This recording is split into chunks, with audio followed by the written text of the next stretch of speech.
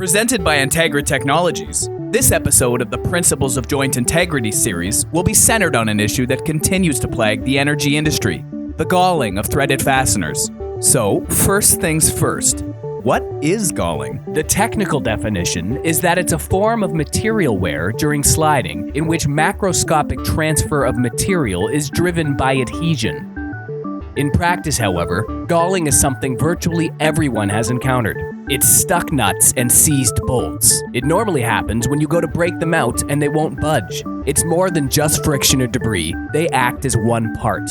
It's something that happens every day in every plant. However, for something so common, there are a number of misconceptions about galling. The common explanation of the galling process is that friction causes heat, which in turn melts the metal to create miniature welds, when in actuality, the heat is driven by deformation of the material. You've seen this effect if you've ever bent a piece of metal back and forth and felt it heat up. Also, fusion of the two parts is due to adhesion rather than phase change, meaning that the bonding mechanism here isn't that the parts melt, it's that they get close enough together and are at high enough energy state that they form bonds and become one part. So, how does galling occur? Here we have a representation of two pieces of metal sliding past each other. To the naked eye, this is a reasonable representation, but under a microscope, none of the materials we are dealing with have a perfectly smooth surface. There are high and low spots. Naturally, the initial contact is at the high points, or asperities. From a macroscopic viewpoint, the load is distributed over a large area, resulting in low apparent stress. But at the microscopic level, this small contact area sees a tremendous local stress, exceeding the strength of the contact material, which would be the oxide layer, allowing it to penetrate the opposing surface. The resulting plastic deformation increases the local heat, and since adhesion scales with temperature, the adhesive attraction increases as well.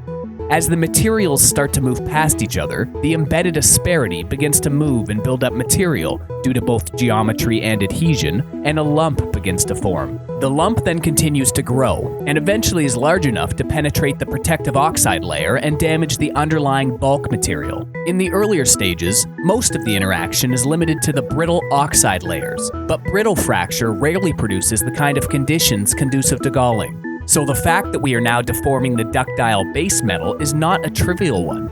We are scraping away those protective oxide layers. As the lump grows and material has to plastically flow around it, heat is generated. Again, think of the bending piece of metal back and forth. So heat generation, along with a small cross-sectional area for conductance, means that more energy is going into this small region than is going out. Thus, the energy storage increases. Eventually, we reach a level such that there is a clear change in the adhesive properties of the materials, and the contact and plastic behavior change. The parts are now in such intimate contact and at a high enough energy state that they start forming metallic bonds. These are the same bonds that permeate the entire metallic structure. The parts are fused together, not similarly to them being one part. They are one part, just as any other region of the metal is the same part. And there has been no liquid phase, no melting. They were simply close enough, with enough stress and energy, to start sharing electrons. Now that we know more about the galling phenomenon and process, we can begin to look for solution paths. One solution that we all employ is lubrication.